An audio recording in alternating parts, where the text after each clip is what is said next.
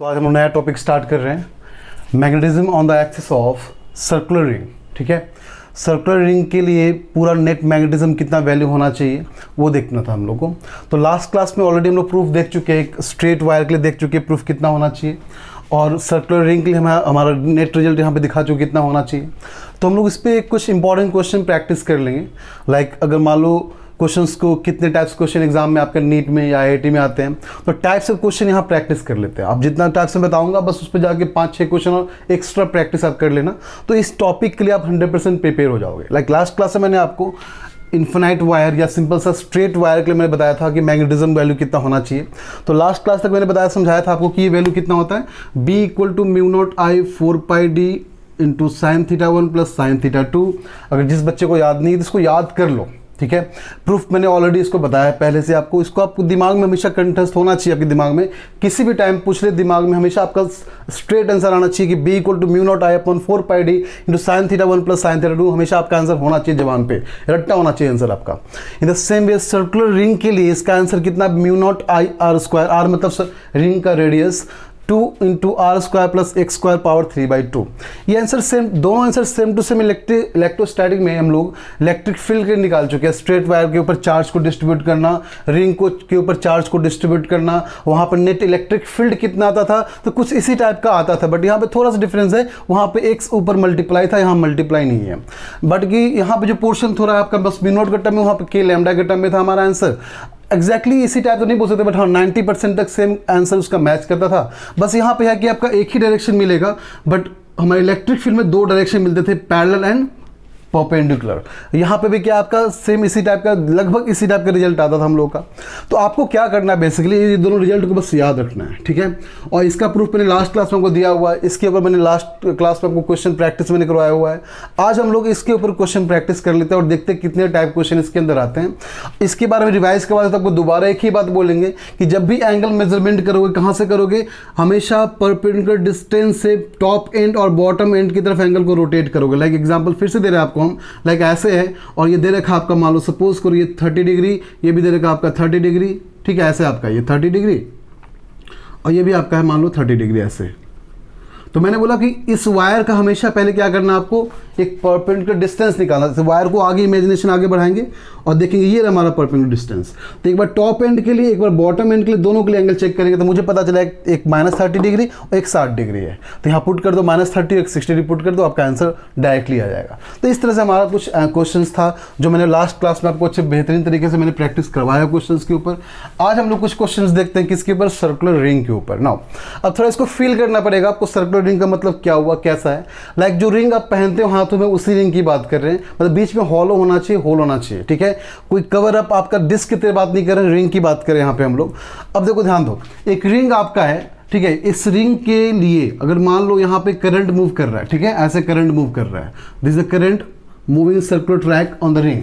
तो इसकी वजह से, करंट की वजह से नेट मैग्नेटिक फील्ड यहाँ पे कितना होना चाहिए, इस चीज़ को देखना था हम लोगों को।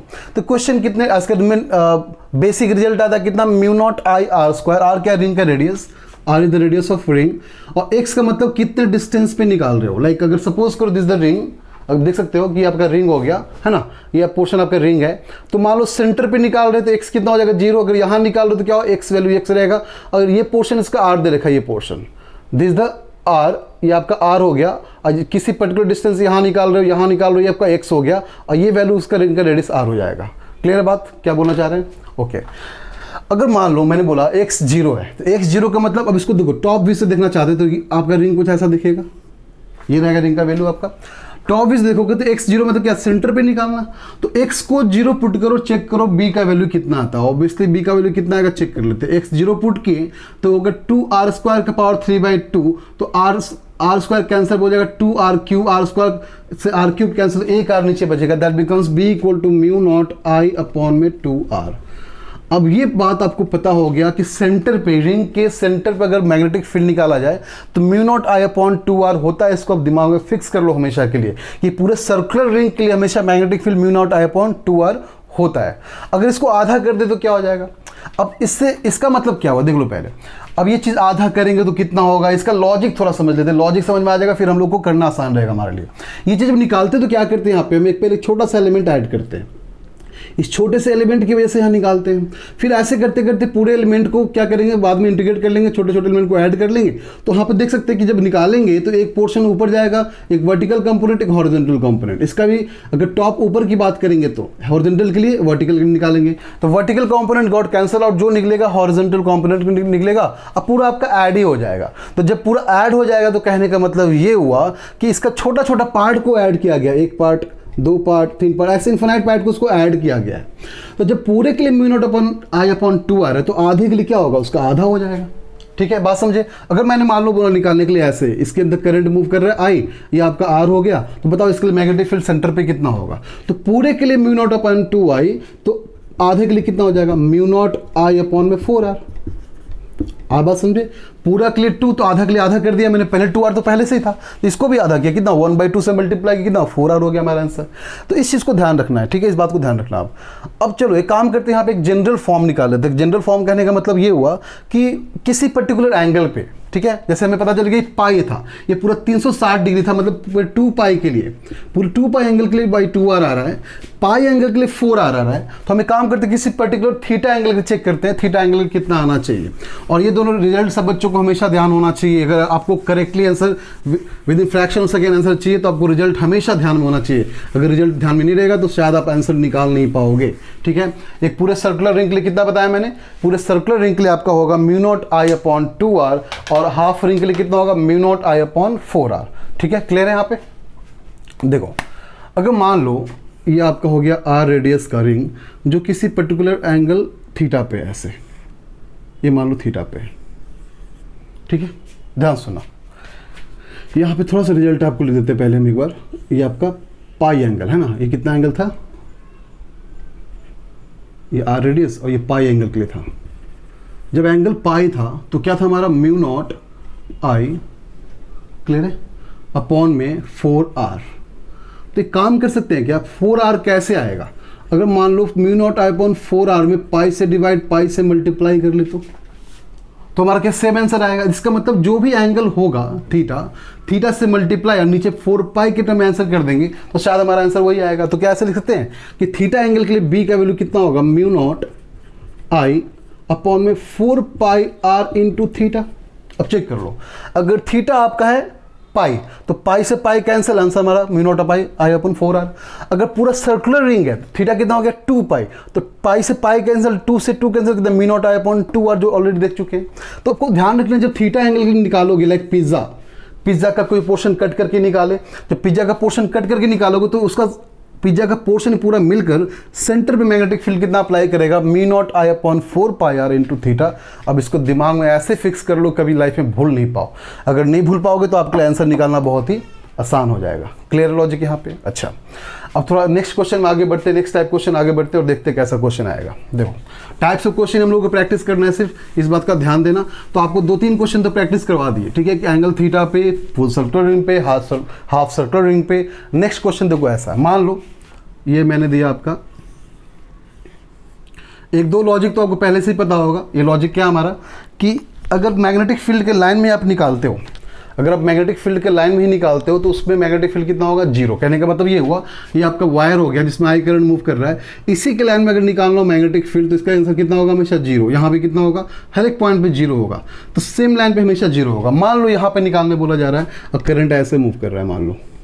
अब एक चीज़ ध्यान रखना, हमेशा डायरेक्शन का पता होना बहुत ही ज़रूरी है। डायरेक्शन से ही निकाल पाओगे नेट मैग्नेटिक फील्ड यहाँ पे कितना होना चाहिए। चलो पहली बात, अब चेक करो, याद है ये कैसे घूम रहा है, क्लॉकवाइज, तो कहाँ जाएगा, अंदर जाएगा। ये कैसे घूम रहा है, एंटी क्लॉक, कहाँ जाएगा, बाहर आएगा। ठीक है, तो बाहर आएगा, अंदर जाएगा, तो किसी एक को पॉजिटिव किसी एक को नेगेटिव लेना पड़ेगा, फिर नेट निकालना पड़ेगा। पहली बात, अगर ये हाफ सर्कुलर रिंग है, इसका रेडियस r, इसका मान लो रेडियस 2r है। क्लियर है, तो बताओ पहले इसके लिए बताओ, इस पोर्शन के लिए magnetic field 0 because same line में, इसके लिए भी कितना 0 बिकॉज सेम लाइन में। बचा क्या, बचा सिर्फ ये वाला पोर्शन और ये वाला पोर्शन, बाकी दोनों के लिए 0 ही हमारा।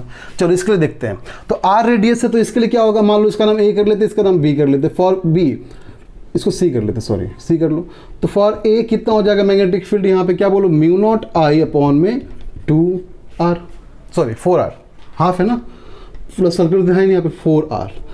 डायरेक्शन कैसा, अंदर की तरफ, करेक्ट, डायरेक्शन कैसा, अंदर की तरफ, क्या बोलोगे, प्लस के कैप या माइनस के कैप। चलो नेक्स्ट सी पॉइंट के लिए, तो ये कितना रेडियस इसका 2 और इसका ऑलरेडी रेडियस है, और 2 से डिवाइड करोगे तो क्या बन जाएगा, ये 4r बन जाएगा। तो ये कितना हो जाएगा, म्यू नॉट आई अपॉन में, सॉरी 4r था यहाँ पे, तो 4 से मल्टीप्लाई कर 8r बन जाएगा, म्यू नॉट आई अपॉन में 8r, माई मिस्टेक। आपको पता है ना हाफ सर्कुलर रिंग के लिए कितना होता है आपका, म्यू नॉट आई अपॉन में 4r, ठीक है। जब r रहेगा तो 4r हो जाएगा, तो 2r होगा तो कितना हो जाएगा, 8r हो जाएगा। अच्छा नेट क्या बोलोगे, दोनों को माइनस कर लो, तो म्यू नॉट आई अपॉन में 4r minus mu naught I upon में 8r, ये आपका नेट मैग्नेटिक फील्ड वैल्यू आ गया। ऐसे निकालना, आपको डायरेक्शन होना पता होना बहुत जरूरी है, बिना डायरेक्शन का निकाल नहीं पाओगे। लाइक इसके लिए कैसे बोलेंगे, क्लॉकवाइज तो कहाँ जा रहा है, अंदर की तरफ, इसके लिए एंटी क्लॉकवाइज तो कहाँ आएगा, बाहर की तरफ। तो दोनों डायरेक्शन डिफरेंट है, इसका मतलब क्या करना पड़ेगा, सब्ट्रैक्ट करना पड़ेगा। दोनों डायरेक्शन सेम रहेगा तो क्या कर देंगे, वहाँ पे ऐड कर देंगे। तो ऐसे कुछ टाइप के क्वेश्चन आपके आएंगे, टाइप ऑफ क्वेश्चन मैंने बता दिया, इसी टाइप के क्वेश्चन आएंगे, आपको बस सॉल्व करते रहना, लॉजिक समझो, आंसर्स निकालना आपके लिए बहुत ही आसान है। होप करते हैं आपको समझ में अच्छे से आ गया होगा, कॉपी कर लो। नेक्स्ट क्वेश्चन में आगे बढ़ते हैं। तो नेक्स्ट क्वेश्चन क्या करते हैं यहाँ पे हम, एक लाइक आपको वायर से, स्ट्रेट वायर से और आपका एक सर्कुलर रिंग को मैच करके यहाँ पे आंसर क्वेश्चन बनाते हैं। लाइक सपोज करो एक आपका स्ट्रेट वायर है जिसमें करंट आई मूव कर रहा है, ठीक है, फिर इसको हाफ सर्कुलर रिंग दे दिए, ये मान लो इन्फिनाइट से आया है, कहाँ चला गया, फिर इन्फिनाइट पे चला गया, मान लो इस पॉइंट पे निकालना है। तो पहली बात ध्यान सुनना, तो इसके लिए कितना हो जाएगा, 0, बिकॉज सेम लाइन में आ रहा है, अब सेम लाइन पे मैग्नेटिक फील्ड कितना हो जाता है, हमेशा 0।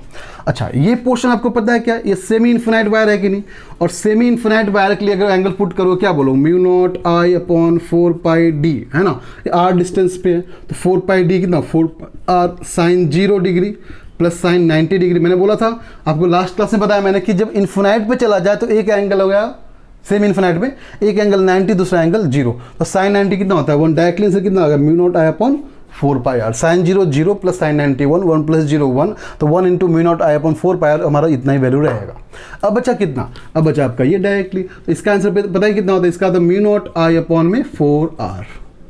क्लियर है। अब डायरेक्शन पता कर लो, ये जा रहा है ऐसे, देखो कैसे निकालना डायरेक्शन, मैंने क्या बोला, थंब को करंट के डायरेक्शन में रखना है, तो थंब को हमने करंट डायरेक्शन में रखा और रेडियस की तरफ ओपन करना, कहाँ गया, अंदर की तरफ गया। अच्छा इसके लिए देखो ये भी कहाँ गया, अंदर की तरफ गया। इसका मतलब ये हुआ दोनों का डायरेक्शन सेम है, तो क्या कर देंगे, दोनों को ऐड कर देंगे, इसका मतलब इन दोनों क्या कर देंगे, समेशन कर देंगे, हमारा आंसर आ जाएगा। तो म्यू नॉट आई अपॉन में 4r plus mu naught I upon में 4πr, हमारा एग्जैक्ट आंसर आ गया। होप करते हैं आपको लॉजिक क्लियर होगा जो बोलने जा रहे हैं। नेक्स्ट क्वेश्चन में आगे बढ़ते हैं और देखते हैं क्वेश्चन कैसा है। यहाँ तक समझ में आ गया आपको। नेक्स्ट क्वेश्चन, तो ये टाइप ऑफ क्वेश्चन है, इससे ज़्यादा आपका लाइक मैग्नेटिक फील्ड निकालने सर्कुलर रिंग में नहीं आएगा। नेक्स्ट लेक्चर में आपको जब सोलेनॉइड पढ़ाएंगे, उसी का एप्लीकेशन है, इस चीज़ का सर्कुलर रिंग का एप्लीकेशन है वो, तो वो थोड़ा बेहतरीन आपका हो जाएगा। तो नेक्स्ट लेक्चर में और आपको मजा आने वाला है। बस इस लेक्चर में आपको हम सर्कुलर रिंग के ऊपर टाइप्स ऑफ क्वेश्चन प्रैक्टिस कराने जा रहे हैं। स्ट्रेट के लिए मैंने करवा दिया ऑलरेडी आपको, स्ट्रेट वायर में कैसे क्वेश्चन आते हैं। ये आपका जो क्वेश्चन आएगा सर्कुलर रिंग के ऊपर आएगा, और नेक्स्ट लेक्चर में आपको सोलेनॉइड के ऊपर करवाएंगे, ठीक है। अब देखो नेक्स्ट क्वेश्चन, मान लो सपोज करो 3 एक्सिस डिफाइन कर रहे हैं ऐसे, ठीक है, करंट ऐसे गया, ये वायर है, इन्फिनाइट वायर है, मान लो ऐसे गया, एक आपका इसी में रिंग, हाफ रिंग यहाँ पे है, फिर आपका करंट ऐसे निकल गया।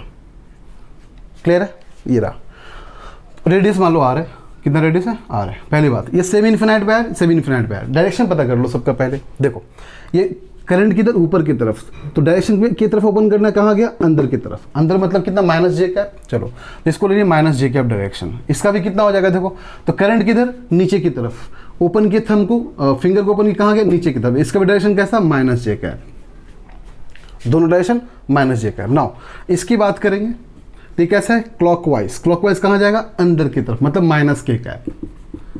ये नीचे की तरफ जा रहा है, माइनस जे कैप, देख लो चेक कर लो, ऐसे है ना, घुमाना पड़ेगा, ऐसे है, ऐसे ओपन किए, कहाँ गया, ये नीचे की तरफ जा रहा है, ये भी नीचे की तरफ, तो ये twice of minus J cap और एक आपका माइनस के कैप।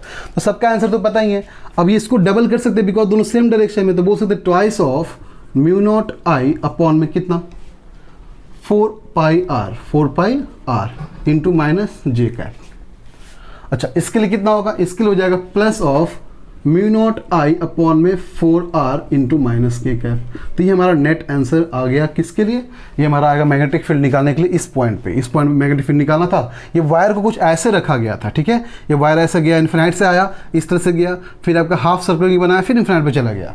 तो ये पूरा तीनों वायर मिलकर नेट मैग्नेटिक फील्ड सेंटर पे कितना अप्लाई करेगा। तो हमने क्या किया, तीनों को तोड़ दिया अलग अलग, इसको अलग तोड़ा, इसको अलग तोड़ा, इसको अलग तोड़ा। तो इसके लिए हमने चेक किया, तो ये कहाँ जा रहा है, इसका डायरेक्शन नीचे माइनस ये जा रहा है। तो कितना मुझे पता है सेमी इन्फिनाइट वायर के लिए कितना होता है, mu naught I upon 4 pi R होता है, ठीक है। तो mu naught I upon 4 pi R इसके लिए भी, इसके लिए भी 2 हो गया, ट्वाइस कर दिया, दोनों डायरेक्शन कितना माइनस जे कैप था, इसलिए मैंने ऐड कर दिया। ये कहाँ जाएगा, अंदर की तरफ, अंदर मतलब माइनस के कैप। तो सेमी के लिए कितना होता है, mu naught I upon 4r minus के कैप। होप करते हैं आपको लॉजिक समझ में आ गया बहुत तरीके से। ये था आपका टाइप ऑफ क्वेश्चन। एक क्वेश्चन और करवाते हैं जो आपको जे एग्जाम में आ चुका है, फिर आगे बढ़ते हैं सोलेनॉइड की तरफ।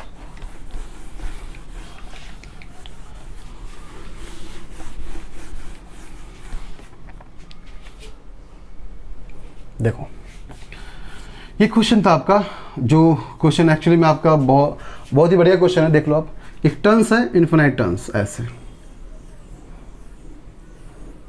ऐसे, ठीक है, जिसके अंदर आपका करंट ऐसे मूव कर रहा है सब में, ठीक है, जिसका स्मॉल रेडियस ए है और बिगर रेडियस मान लो बी है, ओके। तो सेंटर पे निकालना मैग्नेटिक फील्ड कितना होगा।